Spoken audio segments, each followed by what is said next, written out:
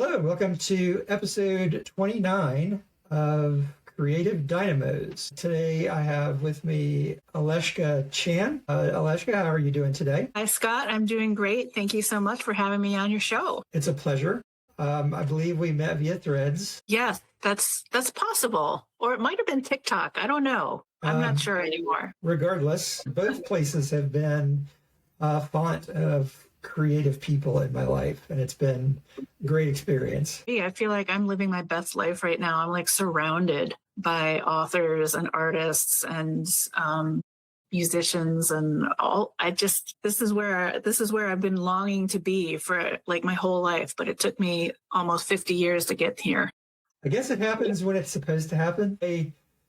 I too kind of feel that way. You know, we were talking about pre-show how it's been great for me to be exposed to all of these creative people, and it's just been a great side benefit. Yeah. Well, I think creativity is catching. I also, as we were talking about right before the show, is that I have a personal like pet theory that creativity is the natural state of the human animal soul, whatever you want to call it. And that people can sometimes forget that about themselves, but it doesn't mean they don't have creativity, because that human beings are creative, period. And so coming into contact with other creative people can help you remember the creative facets of your own persona. And it's so gratifying. What feels better than creativity? It's so healing. I agree. And it's the only frustrating thing is sometimes it takes some effort to get into that creative flow state. Absolutely. And especially it can feel like hard to even try if you're bogged down with like really heavy energies of like grief or fear, anxiety, and those things can block our access to the creativity. But I've found my lived experiences that those are exactly the times when you need to be doing creative stuff, and it will lift those heavy, sticky energies right off, right off you. Yes, I agree. So before we get into the meat of the interview, you've been, you and are an archaeologist, a photographer, a painter, a writer. Tell me a little bit about that journey. I love having a little bit of like hindsight is 2020, right? I love having a little perspective on that journey, because at the front end of that journey, it felt a little chaotic. And I frequently wondered to myself, like, what am I doing here? Because I established myself as a professor, as a professional archaeologist. I taught in academia. I worked in contract and public sector work. I was an international speaker. That was supposed to be me. And then through a series of circumstances, it was like what I thought I would be doing for the rest of my life just changed. And I ended up then putting down the shovel and picking up a camera and becoming an award-winning photographer. And then after 11 years of building up a photography base, I put that down and picked up a paintbrush and started writing a book. And every time that I pivoted in that way, I knew it didn't make a lot of sense to the outside. And not that anybody ever really questioned me or pushed back on what I was doing, but to me, internally, I felt like, I don't know, it felt weird to be like, I'm a photographer now. No, actually, now I'm an artist. Hi, I'm writing a book, that kind of thing. But now looking back on that journey, I see that it was all leading to one place, because all of those, the archaeology, the photography, the art, and the writing all came to bear on my latest book, In the Garden Behind the Moon, a Memoir of Loss, Myth, and Magic. And they all came together. It was not planned that way. It just, looking back, it just seems like fate, the way these different threads started intertwining with each other. And I didn't know why. I just had the good sense not to question it too much and to follow where the intuition was leading. And I got something quite marvelous out of it at the end. I want to touch on all of those things and unpack a lot of what you just said. But first, you outed your age a little bit with one of your statements. I'm in my 50s. It sounds like you're approaching your 50s. I'm 52. So there's something about, I think, a lot of creators, not all of them certainly, that as we get older, if we give ourselves the freedom to, there's something to that, changing your focus periodically, reinventing yourself, adding a new facet to your creativity. That really fascinates me. Like people that have multidisciplinary creative streaks really fascinate me. How did you pick up photography? You know, I had two little kids, and my little point and shoot camera just wasn't cutting it anymore because, of course, two little boys are, very unruly. And I couldn't even get an in-focus picture with what I was shooting with. And so I went for one of the big guns. I got a good DSLR camera. My father was an amateur photographer and somewhat of a professional photographer as well, on a little side hustle that he did. So I was familiar with that. I associated that kind of self-expression with my father, who was, my personal colossus in life. So I think I was drawn to it that way. And then it kind of happened by accident. I took pictures of a friend of mine who was pregnant because she had seen photos of my boys, and she just liked the way I took pictures. And I said, sure, I'll do that for you. And she just happened to be one of those extroverts that knows 900 people and 900 very close friends. She told everybody, she shared the pictures I took and told everybody who did them. And all of a sudden I had like photography clients, and it was bizarre. It was Looney Tunes, but it was the first time I did a huge pivot like that. And I'm glad that it happened, because the next time let me see, what I want to say is that I could easily have said no. My instinct was to say no, but there was a little tiny voice inside that I think we all have, the still small voice, which is your intuition. Some people think it's your soul or guides talking to you. It doesn't really matter who it is, but everybody has this little soul, like this little voice inside. And I was just learning to, number one, hear it. Mm-hmm. Number two, begin to trust it. But I was scared that first time. But seeing the way that huge pivot from academic and public contract work to I'm a family photographer and lifestyle and business branding, and it turned out well, that made it so that when the next time it happened and I got that voice telling me I can't do photography anymore, this is done, I can't do it anymore, I have something really big coming in, I don't know what it is, I think I need to write a book, I don't know. It gave me faith in that voice that it wasn't leading me astray, because I had experience with it already in the past, where it had taken me somewhere I didn't expect to go, but had led me true. That's awesome. I had a thought while I was thinking about sort of your creative journey, and you'll forgive me if I'm reading from my prepared notes here. I imagine archaeology as a way of telling stories about people who lived in the distant past. How has the transition been from using your writing to tell those stories to telling your story? And how do you use your painting, which is another aspect of your creativity that I want you to talk about, to telling stories?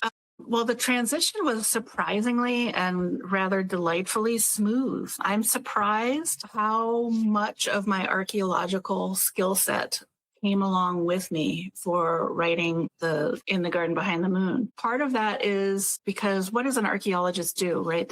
Essentially what we're doing is we're sifting through the detritus of lives of people who are no longer here and trying to make meaning and sense out of them. And that's what I was doing when I started writing this memoir, is that I had these people who were gone, and I had artifacts and stories and letters and documents of these people. And I had to sift through them and start interpreting, creating or finding meaning within them and synthesizing all of those different things too, like documents, artifacts, stories, so many different threads that have to be brought together and made to have like a deeper meaning. So that's exactly what I did. I did have like World War II letters that my dad wrote from the China, Burma, India theater. And I had an interview with my grandfather that was conducted by Roosevelt's Federal Writers Project. He was a Chinese scholar, revolutionary, and laundryman in Savannah, Georgia. And there's a 30-page interview, long lost interview with the Federal Writers Project. So I got to know my grandfather for the first time through that document. And then when, an extraordinary, truly extraordinary set of vintage photographs that I had never seen before, but I found in my father's basement right before he died or around the time that he died, that just chronicled this incredible century of powerful living of him and others of my elders and ancestors. And gradually stories started to present themselves to me. And I was just glad to have all of the skill set to know how to take these things and weave them into a story. Because the thing is, I wanted to point out too, is that archaeology is a science. However, there's a real art to it because, if you think about it, an artifact, an object is not a fact, it's a thing. So to talk about meaning around this object, you interpret, right? Sure. And there are ways of interpreting. You're not just making things up, but there are ways to make sure that your interpretation is grounded in evidence and stuff. But there is an art to interpreting the things that archaeologists find. So I was well used to doing that, finding bits and bobs in the ground and then, comparing it with documentary histories and old photographs and somehow using that to create a narrative of this person or this family's life. And the second part of that question, you picked up in 2015, I believe, Betty's brush painting. Yes. What was the connective tissue there, and how have you sort of leveraged your ability to tell stories into your painting? It was such a magical and mythical development. I don't know. It just feels magic that it even happened. I started taking a Chinese brush painting class in 2015, right before my dad died. I was truly just trying to have a great disruptor in my life where I could focus away from my impending loss and my terrible grief and just feel good, because it was the only thing that I couldn't do at that time was feel good. And so I was I'm just going to do something with no earthly purpose whatsoever except to delight me and have it be so different from anything I've ever tried, that all of my energy will be focused on just trying to orient myself, and I won't be fixating so much on how badly I hurt right now. And so I started taking this lesson, and I tell you, I didn't know I could draw. And within a year, I had opened a business selling my Chinese brush paintings, and, they look like I'd been studying with a master for years. And it was this almost fully formed ability that was just hanging out deep inside me somewhere. And it was almost midwifed out of me, fully formed almost. That's how it felt anyway. And there's an old saying in Chinese philosophy that you've probably heard it, when the student is ready, the teacher will come. I feel that is exactly what happened. I was at a crossroads in my life. I was ready for something really big. And then the teacher just arrived. And he helped me, bring it into the world. Now, the way that I used the painting, number one, it healed me. The creative flow, you've probably experienced this yourself, is a vessel. And the Chinese call it the Tao, which is sort of source energy. Creative flow is source energy.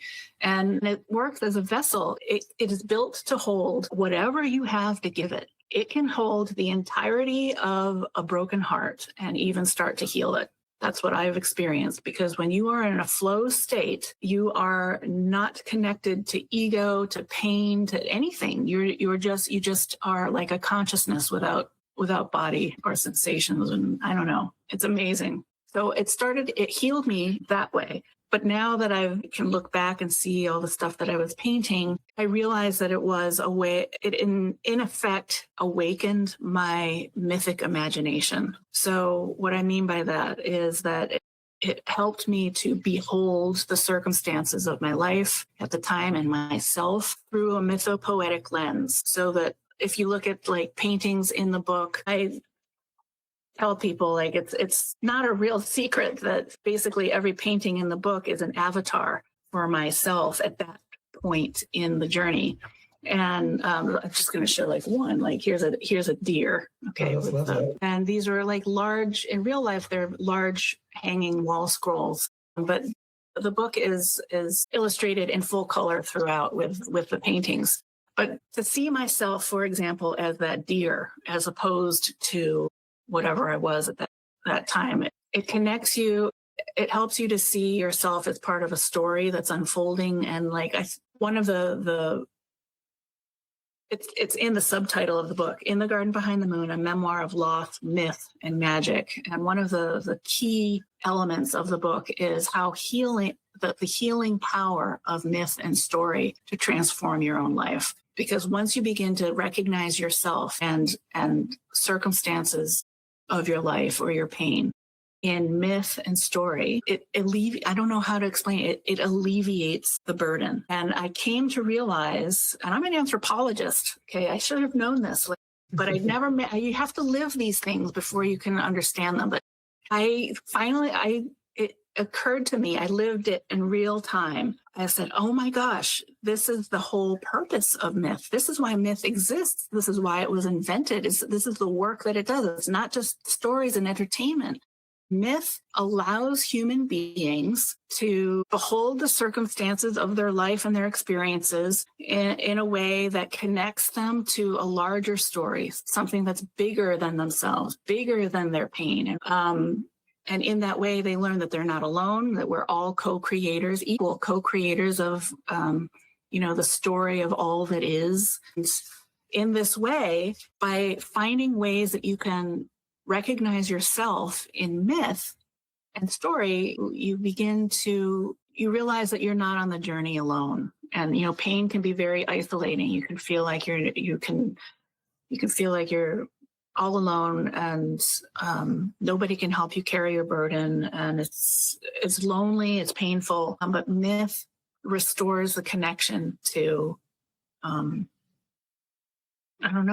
the world soul. I don't know. Do you know what I mean? Absolutely. And in that way, the paintings, quite by chance, I didn't know that's what they were doing. Now I look back, I see that's what they were doing. They awakened my mythic imagination. I was very logic-based at the time. I was an archaeologist. I was a very sensible, serious person. I was an academic, and I wasn't into like myths. I just wasn't. And I found that I had reached a crossroads in my life where that logic-based reasoning, logical thinking could carry me no further. And it's not that I'm advocating getting rid of logic. No, not at all. I believe in facts. I believe in the scientific method. I think what was illuminating for me was learning that the ancient Greeks had these two ideas of logos and mythos, right? The logos was the logical mind. Mythos was the mythological mind. And in order to have true wisdom, you had to have both. Now look at our world today. Our dominant paradigm of the West today is logos. We've turned our backs as a society on mythos. And so, where's the wisdom? There is none. I mean, look around us. There's no wisdom in our world right now. Mm-hmm. It's really scary. And so what the book tries to do is show readers how to rebalance their lives by, following me along on my journey and how I did that, restoring mythos back to the balance so that now you have logos and mythos together. You can see your life with greater wisdom. That's fascinating. Yeah, it's cool. So you've touched on it a little bit, but in like a focused way, what was the process like of writing a memoir? And did your purpose change as you were writing it? Yes, it did. I like this question. Memoir is different from like a novel. I'm almost finished with a historical novel right now, and it's very different. And I find that the best memoirs just really don't tend to unfold chronologically, because memory doesn't work like a novel. Memory works like, I can compare it to like fireflies on a summer's eve, like a little pop of light there, and then there's one there, and there's no real pattern to it necessarily, or there's a pattern overall, but like at the time that you see the flash of light is just out there by itself. And that's kind of how I started writing what would become the memoir. I didn't know I was writing a memoir. I was just writing because it felt good and I was trying to feel better. And I was trying to record memories that I didn't want to lose in the wake of this terrible, for me, catastrophic loss. And so what it started off with journaling, and then it moved as the stories got a little more in depth and a little more formal. I started a writer's blog and I put them out in the, for the public that way. And then over time, I conceived of this idea that, well, geez, I think maybe I need to write a book, partly because this concept that is very prevalent in the book, which I refer to as old Chan magic, was something that I realized a few years in was not just meant for me. This was something that the world really needs right now, is what I call old Chan magic. This is shorthand that I made up to refer to this very unique brand of personal magic that my father and elders on that side had. They were creative, they were musical, they were born storytellers. There was a sparkly kind of effervescent energy around them that I think most children immediately recognize and are drawn to, and they were very gifted with children. But most people, as they grow up, they lose touch with that sparkly, effervescent side of themselves, right? The playful, magical side of themselves. But I remembered in the midst of my loss, a time when my elders were all still alive and they still had that inimitable kind of magical energy about them. And I started calling it old Chan magic. And I realized it wasn't just for me. It was a blueprint or a template for many. And that's when I started thinking, well, maybe I'm writing a memoir. Or I think I didn't even know it was a memoir yet. I thought I was just going to write about old Chan magic and make people, I don't know. I wasn't conceiving of it as a memoir yet. And then I think a few years in, I, on a whim, decided to find out how many words I had written, and found it was like 90 or 100,000, which is a book, right? Mm-hmm. I said, oh my goodness, well, I guess I've written enough for a book, but of course it wasn't a book. It was a collection of stories, and these stories were self-contained. They weren't necessarily leading into each other.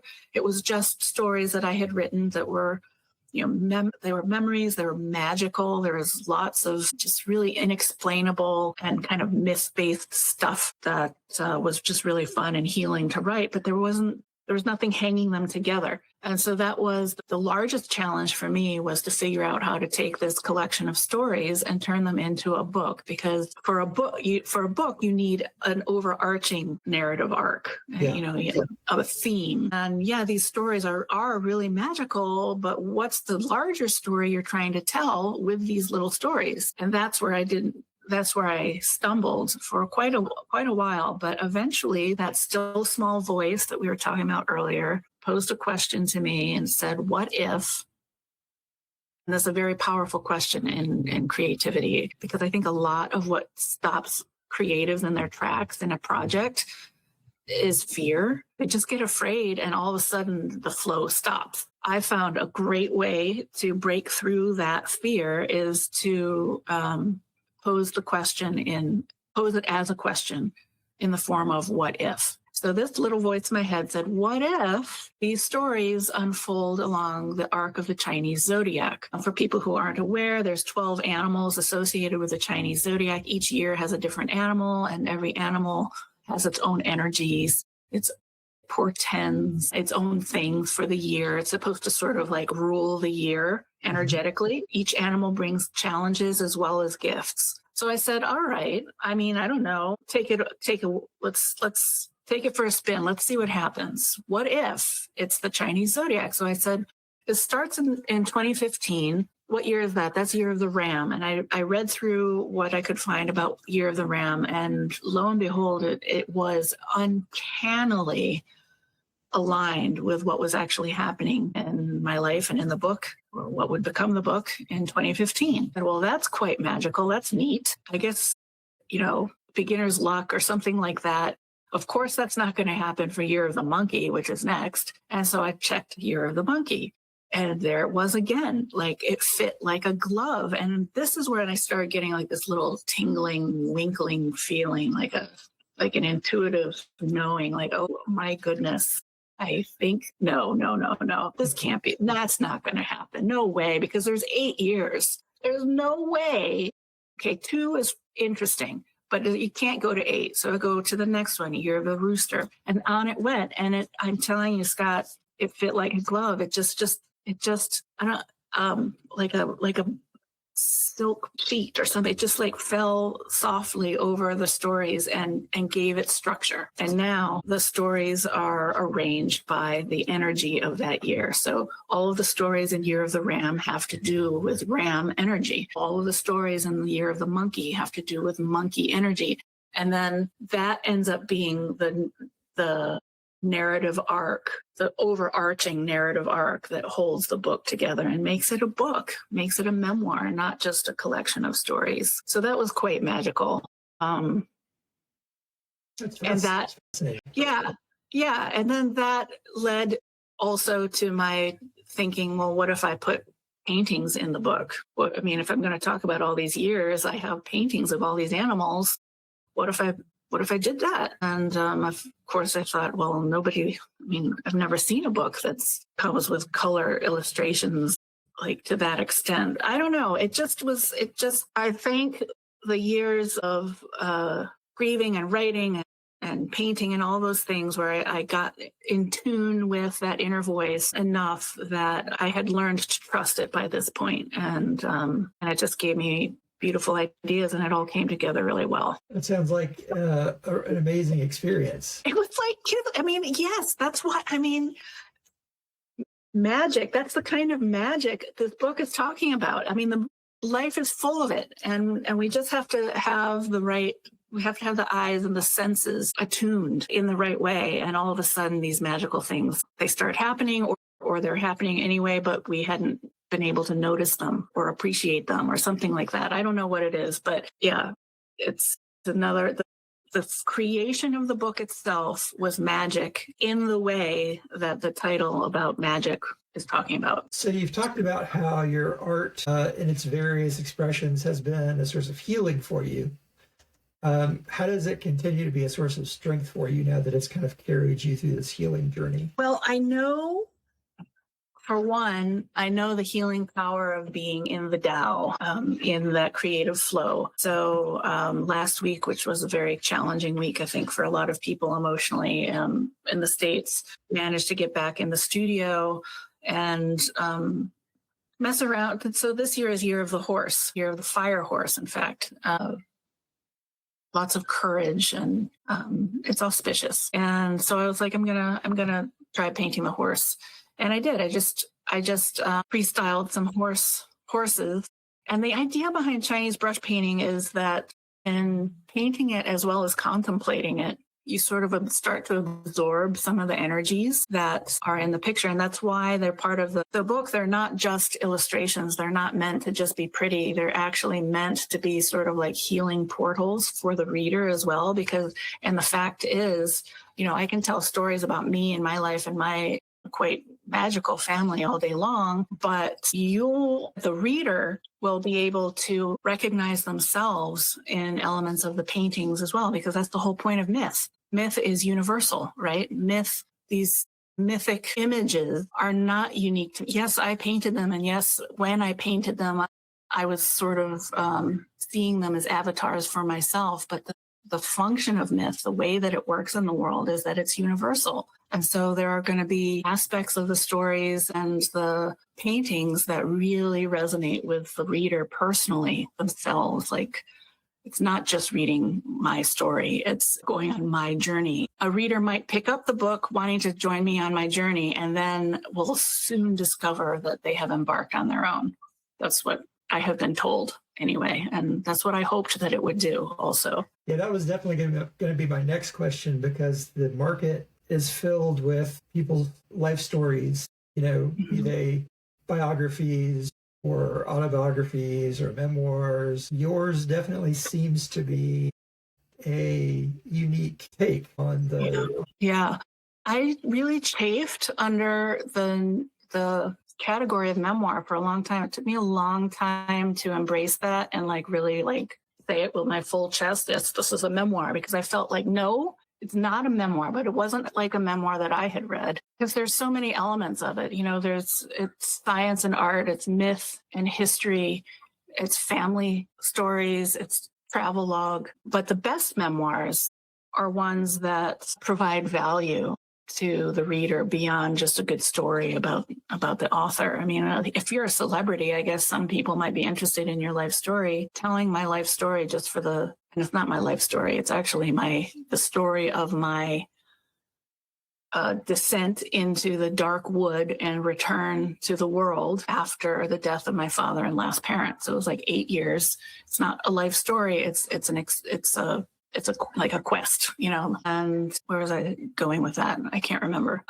That the best memoirs will offer value that goes beyond just a story that's relevant to the author. And, I don't really enjoy celebrity memoirs. I've never read one that I like. And I've also found a lot of memoir to be trauma dumping. I didn't want mine to be that either. Yes, you might cry reading my book, but it is not a sob story. It's incredibly empowering. And on the last page, I want the readers to feel like they're ready to soar. That's what it was supposed to be, because it's supposed to be a healing book. And it's not just me.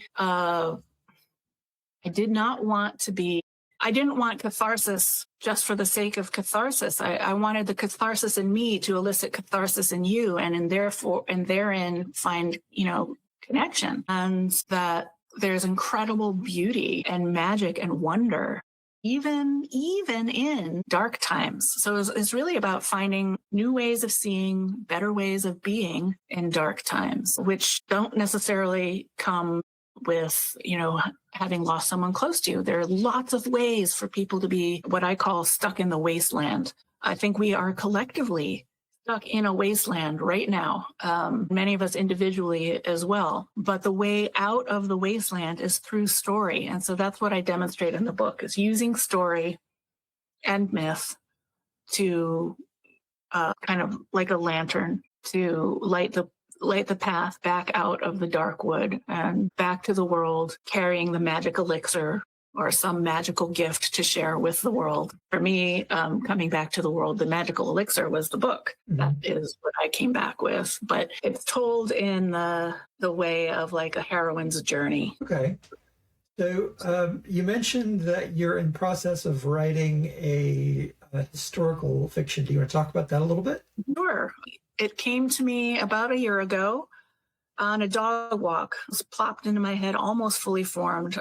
I spent days scribbling everything that I had received or downloaded to make sure I didn't lose any part of it. 'Cause it was like, this is getting complicated. I thought at first it was like, oh, this is an interesting idea. But by the end of the dog walk, I was like, this is getting complicated. There's a lot of moving parts here, and I'm going to lose them if I don't write it down. So mad scribbling for days. And then I just started writing. And I think what's fun about it for me is that there are elements to it is also rooted in family history. So my family is mixed race, Chinese, and everything else in Savannah, Georgia at the turn of the 20th century. And the stories that are in The Garden Behind the Moon are all obviously nonfiction. I mean, they're real, they're true because it's a memoir, but there are elements that I wanted to explore and I couldn't include in that book because it was a memoir.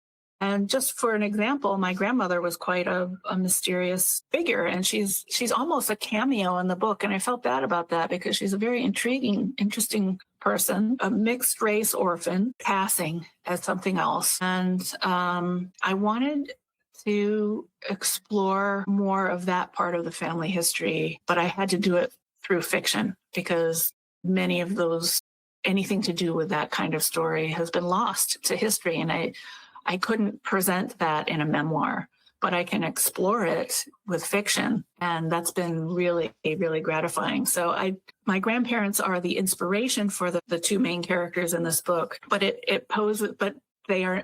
characters have become their own people.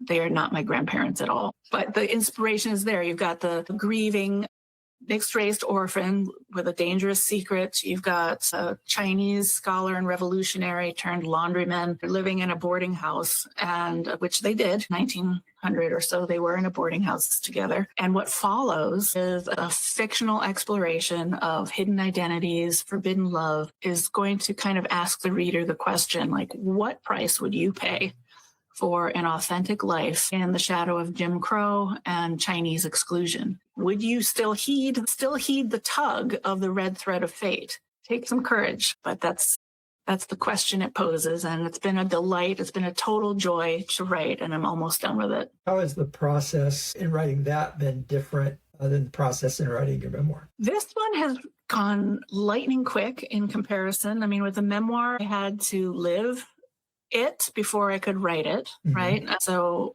each year of stories is a year of living. So that takes time. It took 7 years or so to write. This one has just been like gushing out like a geyser for a year straight.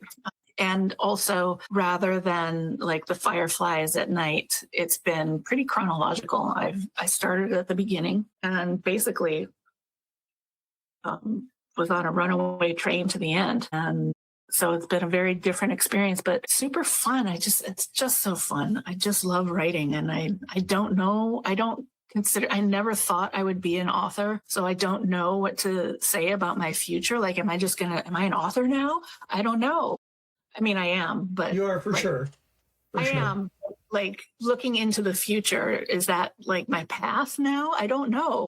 It could be that this is it.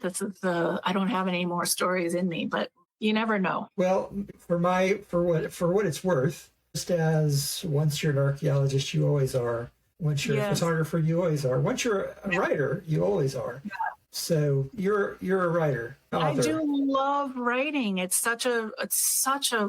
just no more delicious feeling than being in the writing flow. So I hope that there will be other stories that will come to me. I have no idea what they'll be, but we'll see. I got to get through this one first. I got to stay present. I hate the way this capitalistic mindset, like you're no sooner have you finished an artistic project than you yourself and everyone else around you is like, oh, great, what's next? Well, hopefully that what's next is more about, we loved the last thing you did so much. We want to see what you're capable of. But I mean, it is certainly another reason to have you on my podcast again. So tell me, is there anything else that's next for you beyond the reading of this book? And do you have an idea of when this book will be out? I'm still figuring out the path to publication for that one. For this one, this is my third book, but my first novel. My first book was an archaeology. It was an archaeology book. It was traditionally published through University Press. My second book, In the Garden Behind the Moon, is hybrid published. My third book is, I think, more obviously marketable and like it just fits in categories the way that the memoir, as magical and wonderful as it is hard to define. Sure.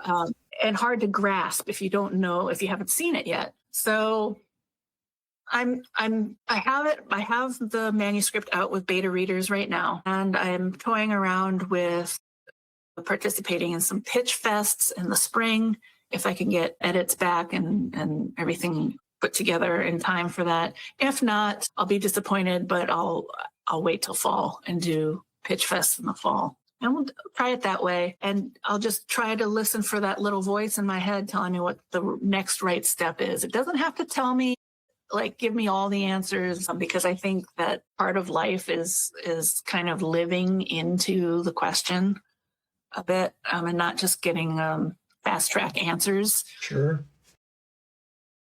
So I don't have to know what the right choice is now, but I would like to know what the right next step is. And so for me, what feels right for the next step is to do a pitch fest, see what happens. Well, I wish you all the luck in the world. Thank you. In that next step. It's fascinating to watch that process for other people. So tell us where we can find you. Of course, I'll include this in the show notes, but for those that are just listening to the podcast, where are the best places to find you at? Sure. I'm on TikTok and Instagram and Facebook. I'm on Threads and I'm in all the places, but my website is alexandrachan.com, and that will also direct you to all the places that you can find me. I was going to give you my handles for Instagram and TikTok is Aleshka Chan and Aleshka Chan, but nobody knows how to spell Aleshka. So well, I'll make sure to include those. I'll make sure to include those in the show notes. I'm most active on Instagram and TikTok. I have a newsletter once per season newsletter called The Glimmering, which is based on this idea that glimmers are the opposite of triggers. I thought they kind of remind you of who you are and what you're doing here, and they light the way home. And all of the back issues of The Glimmering are also on my Substack. So Alexandra Chan on the Substack as well. Awesome. Well, thank you so much for coming on.